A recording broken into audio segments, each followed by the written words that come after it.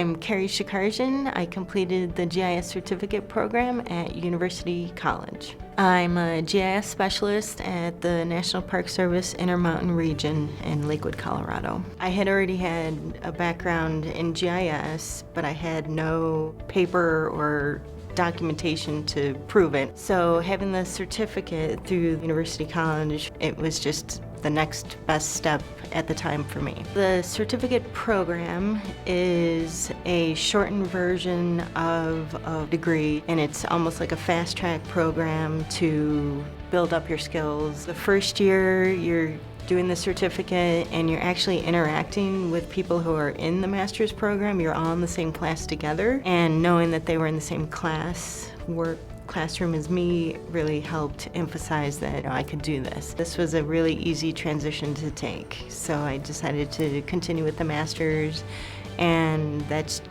brings another level of experience to your resume.